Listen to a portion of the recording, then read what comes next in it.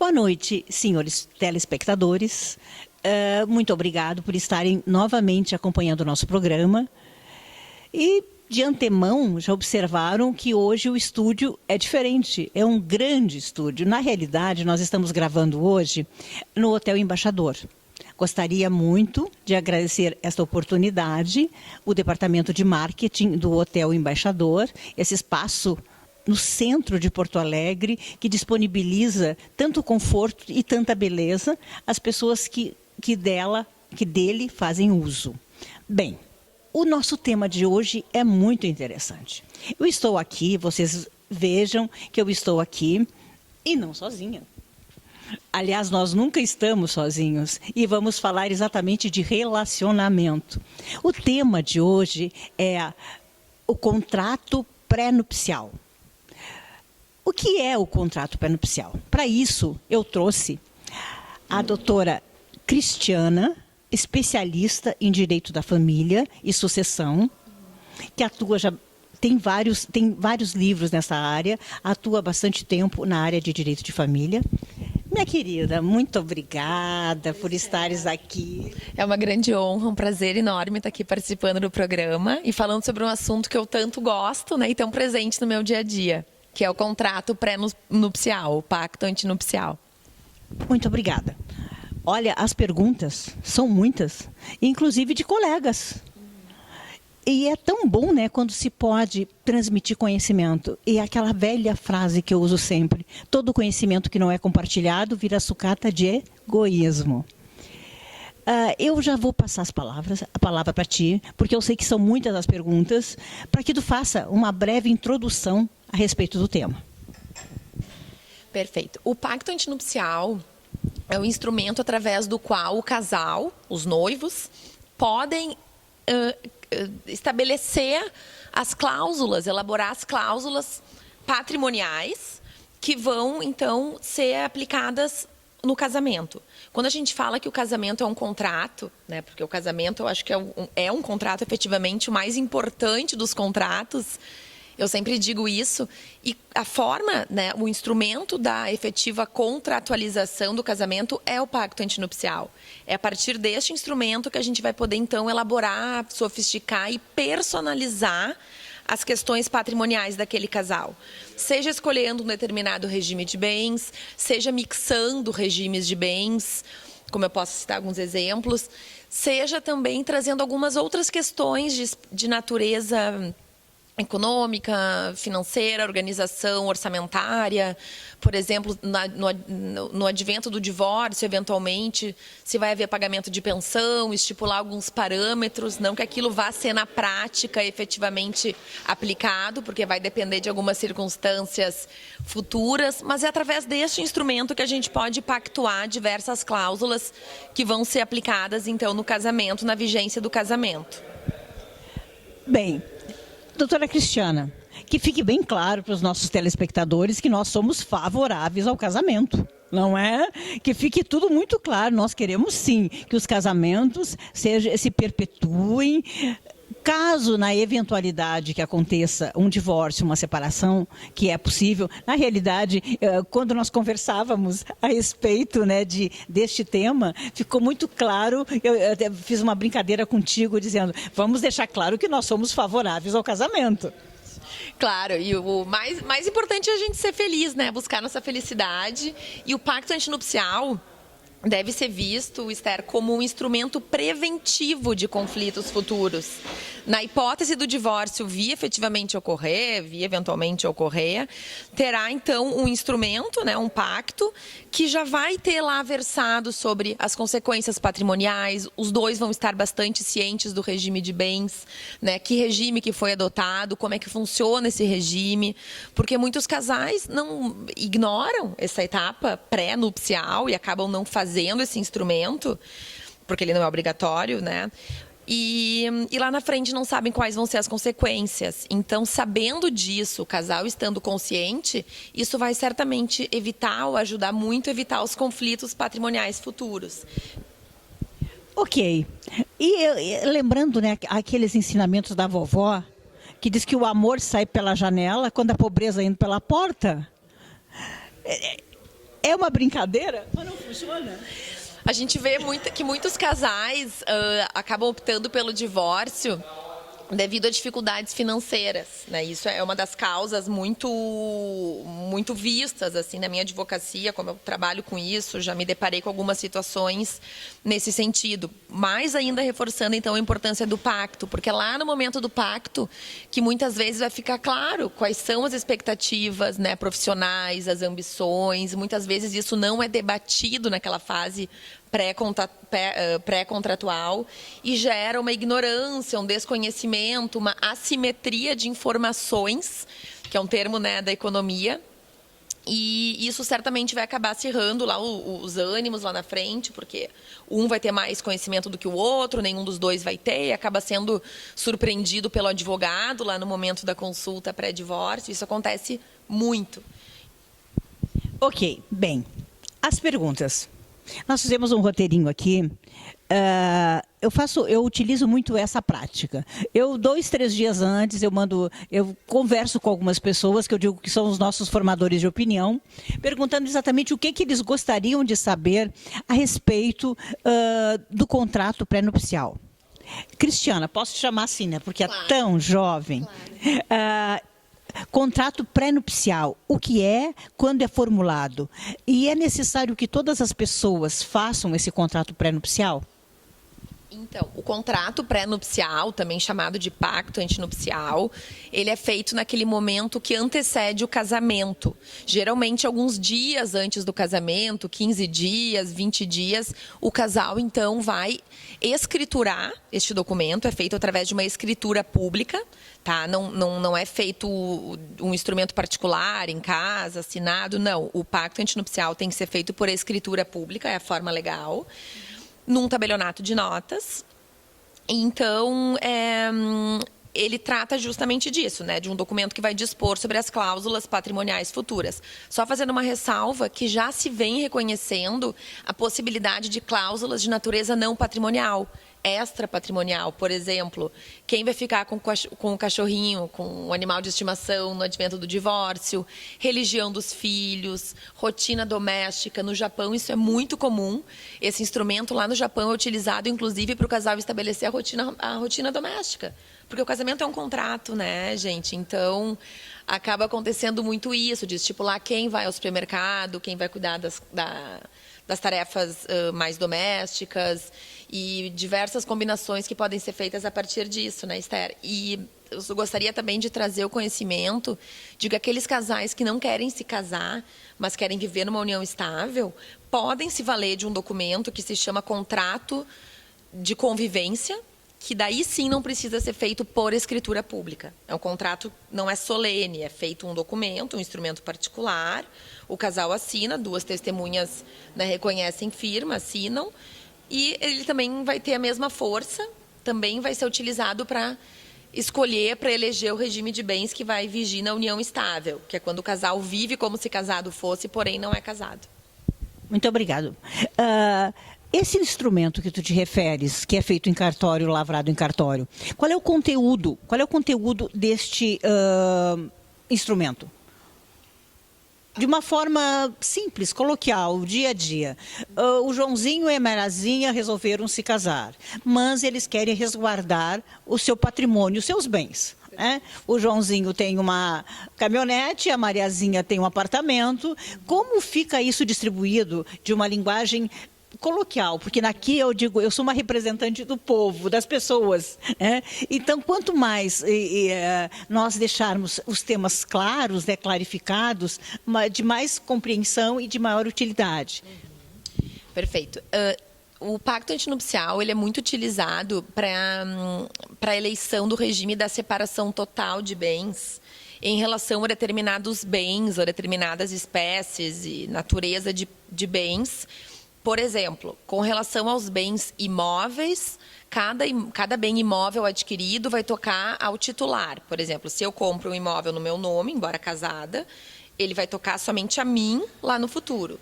Se meu marido compra um imóvel, vai tocar somente a ele, porque o regime é da separação total. Bom, mas a gente não quer que seja absolutamente separado o patrimônio. A gente gostaria, por exemplo, de que os bens móveis fossem partilhados à proporção de 50%, sei lá, veículos, ou mesmo uma sociedade empresária, que um dos dois participe, que também se reconhece que cada um vai ter metade, né, das cotas da empresa. Eu posso, através do pacto, estipular isso, que com relação aos imóveis adquiridos na constância do casamento, o regime vai ser o da separação total, ou seja, o que está no nome dele vai ser dele, o que está no meu nome vai ser meu, e em relação a todo o restante do patrimônio vai se comunicar. Se eu não faço este pacto, o regime vai ser o da comunhão parcial, que é aquilo que o que era teu, o que era meu, e tudo que a gente adquirir na constância vai ser metade de cada um. Opa, mas eu não quero que seja assim, metade, metade. Então, eu vou precisar me valer do pacto antinupcial para poder especificar o que eu vou querer que comunique, o que eu não vou querer que comunique. A gente pode criar esses regimes mistos, híbridos, né, que a gente pode especificar exatamente o que vai para cada um na separação. Por exemplo, imóveis na praia, na serra, comunicam, imóveis na cidade residencial, o regime vai ser o da separação total. Então, a gente pode trabalhar de uma forma muito personalizada no pacto antinupcial. Doutora Cristiana, me ocorreu também uma dúvida, e acredito que também seja a grande dúvida dos telespectadores, que vamos supor, mesmo que o casal ainda não adquiriu bens, eles estão casando, não é? Mas não adquiriram, tem um automóvel e um apartamento, como eu falei, ou cada um deles tem uma bicicleta. O pacto se refere ao que eles vão adquirir no decorrer dessa união estável. Estou correta? Isso, justamente. O pacto antinupcial, ele tem validade dali para frente, né? Isso. Eu vou versar sobre o regime de bens que vai vigir, que vai ser aplicado no casamento. E agora, se, por exemplo, eu tenho uma bicicleta, ele tem uma bicicleta, a gente quer que as bicicletas sejam dos dois, eu posso estipular o regime da comunhão universal, que é aquele que comunica tudo, passado, presente e futuro. Pode trocar as bicicletas. Podemos. Então, o pacto ele é mágico, a gente pode versar de várias formas. Até já antecipando uma questão que eu acho interessante ressaltar, casais jovens que não possuem patrimônio, esse perfil acaba não aderindo muito a elaboração do pacto antinupcial, porque eles estão no começo da vida e não pensam, mas isso é uma questão, né, que eu costumo chamar muito atenção, que mesmo que a gente não tenha adquirido nada, né, os casais mais jovens, ou não saibam o que vai acontecer, penso que seja interessante, pelo menos, então, repensar daqui a uns anos, daqui a uns 5, 6 anos, como é que está a questão patrimonial, como é que está a vida deles, e, se for o caso, alterar o regime. E sempre é possível alterar o regime de bens, mas tem que ser daí um procedimento judicial. Eu posso escolher um regime hoje, me arrepender? Posso. A gente pode depois trocar o regime. E no silêncio, né, como eu já disse, o regime vai ser o da comunhão parcial. O que era teu, o que era meu, o que for daqui em diante adquirido vai ser metade de cada um. Bem, uma questão muito interessante, mas só para nós fazermos o nosso break, e como fica? Vamos supor, não fizemos o pacto antinupcial. 5 anos depois, tem agora, está muito moderno a renovação de votos, né? Vamos renovar o amor, vamos casar de novo. Dá para aproveitar essa oportunidade, quem ainda não fez, ter uma segunda chance de fazer o seu pacto de compartilhamento, priorizando sempre o amor, que eu não sei falar de algo que não seja colocando amor. Depois de passado o evento do casamento, bem depois do nosso break. Até mais. Voltando, para quem está ligando a TV agora, nós estamos falando hoje com a doutora Cristiana, mestre e especialista em Direito da Família, onde o tema é a importância, né, do pacto pré-nupcial para que sejamos felizes para sempre. A pergunta que eu havia deixado no ar era um casal muito jovem e não teve esse tipo de preocupação de buscar esse assessoramento ou essa formalização do pacto. E depois 5 anos, em que já há um processo de maturidade, resolvem fazê-lo, aproveitando para renovar os votos de amor, numa festa linda, em que eu já coloco toda a minha criatividade em cima. É possível aproveitar e fazer um segundo casamento, doutora Cristiana?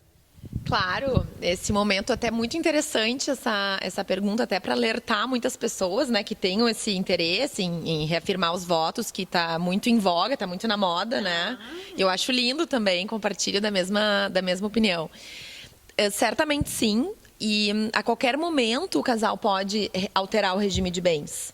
Se, por exemplo, não fez pacto, resolveu casar na época não fez pacto, poxa, mas agora a gente gostaria da separação total, porque ele é empresário e eu sou funcionária pública, nós gostaríamos de preservar, de repente, o patrimônio, passar a adquirir os bens no meu nome, né? Que o outro, o marido, então, é mais aventureiro, ele é empreendedor e o casal opta por fazer dessa forma. Isso é possível. Eles podem, então, escolher um regime de bens, que isso não foi feito na época, depois de alguns anos. Né? Depois de alguns anos, 5 anos, 1 ano, não tem prazo para isso. E é possível fazer, mas tem que ser judicialmente. Não vai poder ser feito por um tabelionato de notas, como o pacto antinupcial é feito. Tá, então, só reforçando que eu acho muito importante.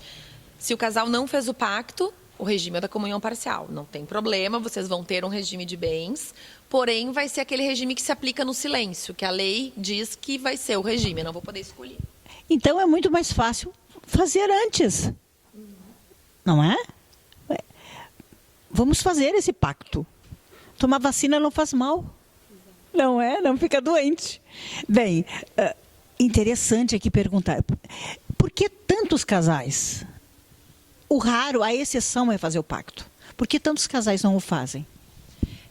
De fato, a maioria dos casais não faz. A notícia boa é que dados, estatísticas colhidas demonstram já que cada vez mais os pactos vêm sendo lavrados em cada estado. Todos os estados do Brasil, ano a ano, têm tido um aumento no número de pactos, o que me deixa muito feliz, né, para eu trabalhar com isso e ser sabedora da importância da consciência daquele regime que está sendo eleito. Então, essa é uma notícia boa, mas infelizmente a maioria ainda não se vale do pacto antinupcial, principalmente casais jovens, né? O pacto acaba sendo muito mais utilizado por aqueles casais já em segundo casamento, que já têm filhos, já têm bens, ou casais profissionais, assim, eu gosto de dizer que cada um tem a sua vida patrimonial, profissional, e querem deixar isso bem dividido desde o início, né? Mas, de fato, se o casal... a razão, são 3 razões, a meu ver, pelas quais os casais acabam não aderindo com tanta frequência. Primeira é o otimismo exagerado, né? Ninguém casa pensando em casar, em se separar, é claro, e a gente tem que ser otimista e tem que ser felizes, mas esta é uma razão considerável, né? As pessoas não querem pensar nisso. Outro motivo é a estigmatização do pacto, ou seja, ele é visto tal como o testamento, né? Se eu fizer um testamento, eu vou estar traindo a morte. Se eu fizer um pacto, eu vou estar dizendo que talvez a gente se separe, mas como assim? Por que a gente vai falar disso se a gente nunca vai se divorciar? Né? Isso acontece muito também, a ignorância quanto a isso, porque o pacto, ele vem a preservar os interesses do casal, né? Vem a sofisticar, a personalizar aquilo que para eles é importante. Muitas vezes as brigas acabam sendo em virtude do patrimônio, então vamos deixar isso de lado, vamos fazer um pacto e viver o amor eterno. Sim, e eu penso muito aí também nas crianças. Os filhos que vieram desse casamento, esses filhos também precisam de uma segurança, não é? Então, o pacto resguarda também os herdeiros, os terceiros, né, os sucessores, e esses sucessores são crianças e precisam também de terem os seus direitos materiais, afora os emocionais, assegurados. Estou correta? Claro que sim, e justamente nesse instrumento, isso já foi feito, já tem alguns registros de pactos que abordam, inclusive, a pensão de alimentos, né? Quem vai pagar a pensão, quem vai ficar com a guarda dos filhos, embora sejam questões que eu quero deixar bem claro, são extrapatrimoniais. Eu não estou falando de patrimônio, eu estou falando de guarda, de pensão para os filhos, Isso ainda não é 100% aceito. É um assunto polêmico, mas eu sei que muitos tabelionatos aceitam já tratar dessas questões no pacto. Como o judiciário vai enfrentar isso no futuro, a gente não sabe. Né? Até porque aquele que está dizendo que vai pagar a pensão, que está se obrigando a isso, lá no futuro pode não ter condições. Então, a gente pode estipular alguns parâmetros no pacto. A gente já consegue antever ou já pelo menos debater esse assunto, e isso vai gerar tranquilidade para o casal. Vão poder se organizar muito melhor e preservar, né, Esther, as questões relativas aos filhos, né, a segurança deles, inclusive emocional, né, porque uma briga lá na frente por patrimônio acaba sendo projetada nas crianças, que acabam sofrendo muito com isso. Perfeito. Até porque o casamento, né, é uma união emocional, espiritual e material. Existe até um mínimo de bens materiais para que os nossos bens do espírito possam ser satisfeitos. Já dizia o mais desprendido dos desprendidos, que chamava-se São Tomás de Aquino. Uma questão extremamente importante, eu não poderia ter a oportunidade de estar contigo, ou essa grande conhecedora, tão jovem, mas uma pesquisadora incansável, que já publicou livros a respeito. Vou falar depois do livro, para não ficar meio patético, no sentido patético ou profético, né? Vamos chamar de profético? Ok. Bem, dois jovens, vou criar uma situação, dois jovens, muito jovens, 15 e 17 anos. Vão morar juntos, e a paixão, quem nunca passou por isso, né? A gente ainda passa, ainda se perde. Bem, foram morar juntos e o casal teve filhos, né? E esses filhos cresceram, já estão adultos, se passaram 25 anos.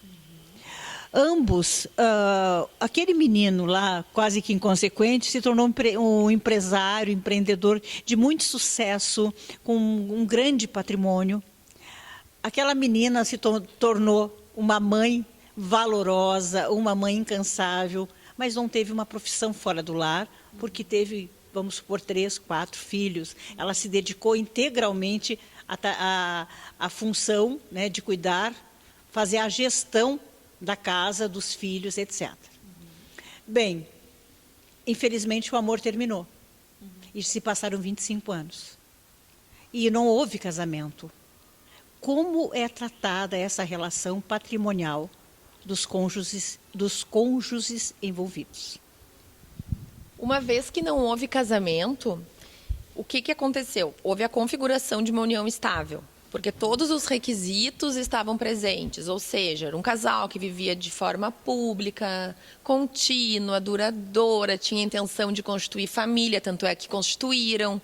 Então, todos os requisitos da união estável presentes, a gente visualiza, então, nessa situação, uma união estável. E assim como no casamento, na união estável, no silêncio, se o casal não faz o contrato de convivência, que eu citei no comecinho da entrevista, né? Porque assim como o pacto antinupcial pode ser feito para o casamento, o contrato de convivência é feito na união estável.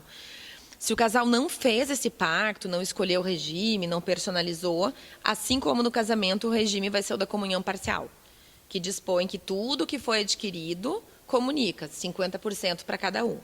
Tá? Essa é a regra. Claro que há exceções, por exemplo, houve uma doação do genitor para um dos filhos, ou um dos dois herdou, porque herança também não entra na comunhão parcial. Tem algumas exceções, mas via de regra, tudo que eles adquiriram com o esforço deles, né, financeiro, ela não trabalhava neste caso, né? Então ela não aplicou absolutamente nada, não investiu. Essa esposa tem direito à metade de tudo aquilo que foi adquirido, que foi construído pelo marido, por força do regime da comunhão parcial. E ainda eu coloco, com a minha criatividade, mais uma situação. O casamento estava terminando. Aí, eis que houve um grande lampejo de amor. Não, falando sério. Eu acredito no amor sempre, né? E resolveram casar. Resolveram acertar, resolveram que iam aparar as diferenças, que utilizar a inteligência emocional, que seriam mais companheiros, mais solidários, que iam tomar um novo rumo. E resolveram oficializar aquela união de 25 anos. E aí como é que fica a relação do doutora Cristiana? Isso é muito comum, inclusive nos dias de hoje, nos famosos test drive, né? O casal, muitas vezes, muitos casais têm optado por morar junto por um tempo, acreditando que aquilo não configura nada, além, né? Não transcende ao namoro, não passa disso. Ideia equivocada. Muitas vezes, aquela relação, se eles já estão morando juntos, já são vistos como um casal, eles já têm uma união estável. Então, neste caso, no exemplo que tu me deste, eles viveram por um tempo numa união estável e depois resolveram se casar. O casamento não vai anular todo aquele período anterior. Aquele período foi uma união estável, né? Vai ser enquadrado pelo judiciário como uma união estável. Então, tudo que foi adquirido ali, da mesma forma, vai se partilhar metade para cada um por força do regime da comunhão parcial, porque eles não fizeram instrumento nenhum. No casamento, eles podem optar por outro regime, separação total, comunhão universal, enfim. Mas tudo aquilo que passou foi, então, regido pelo regime da comunhão parcial. Agora, se eu estipular comunhão universal, claro que deve comunicar todo o passado, né? Todo o passado, inclusive anterior à comunhão. Em suma, eu vivi uma união estável antes, vou viver um casamento depois. Mas todo este período é considerado no momento da partilha. Perfeito, realmente, doutora Cristina Gomes Ferreira, mestre em Direito Privado, especialista em Direito da Família e Sucessões. E uma grande simpatia, uma grande conhecedora. Porque eu digo o seguinte, nós só conseguimos interagir e conseguir resultado através das pessoas quando nós conseguimos rir para essas pessoas. E o grande problema dos relacionamentos, e aí eu trato isto aí lá no Instituto, é a falta de bom humor, é a falta de solidariedade, é a falta de flexibilidade. Gente, um casamento é uma relação que todos, como a doutora Cristina falou anteriormente, é uma relação, pensa-se sempre que é para a vida toda. Todos nós já passamos por isso. No entanto, quando acontecem esses imprevistos, nós temos que estarmos assegurados de conhecimentos que venham não causar doença. E aí, outro dia me perguntaram, mas Esther, o teu programa é o programa Visão Saúde. Agora tu já criou uma saúde jurídica? Não, eu não criei uma saúde jurídica. Eu estou trazendo profissionais especialistas que possam orientar para que nós evitemos a doença. Aonde é o foco da minha atuação, é evitar a doença, é trabalhar o ser humano de forma integral, para que a doença não aconteça. Então, eu sou uma gestora de emoções. Doutora Cristiana, o seu telefone, o seu contato está passando no ar, mas eu gostaria de ouvir, a viva voz, como lhe encontrar? Eu sou advogada, né, além de ser professora em cursos de pós-graduação. Eu sou advogada do escritório Garrasta Azul Advogados, que tem sede em Porto Alegre, matriz em Porto Alegre, filial no Rio de Janeiro, em São Paulo. O telefone aqui de Porto Alegre está passando aqui, né? Sim. Então, tá bem. E o meu e-mail também está colocado. Mas eu advogo, pessoal, então, com exclusividade na Garrasta Azul Advogados. E estou à disposição, né? Quando tiver interesse em conversar, estamos à disposição. E aqui vai, então, o meu agradecimento, não é? A Garrasta Azul Advogados. E vamos combinar que proximamente, imediatamente, ou quando em momento oportuno, que um outro representante do escritório Garrasta Azul venha também partilhar os conhecimentos. E aí aquela frase que eu uso sempre, conhecimento que não é compartilhado vira sucata de egoísmo. E a ciência do direito é a ciência do bom senso e do bem-estar e da saúde jurídica, que eu estou realmente, enquanto pesquisadora do comportamento humano, neurocientista, trazendo esses conceitos, porque a doença é gerada pelo desconhecimento. Perfeito, então, Esther, muito obrigada, né, pelo convite. Tudo que tu falaste é muito importante, até me fez pensar, porque saúde, né, nós buscamos a saúde para quê? Também não só a saúde física, mas a saúde psicológica, a saúde jurídica, para a gente poder viver um amor, né? Amar e ser amado. Então, para isso acontecer, nós temos que estar conscientes daquilo que a gente está fazendo, daquilo que a gente está pactuando, com quem que nós estamos nos relacionando, quais são os projetos e ambições.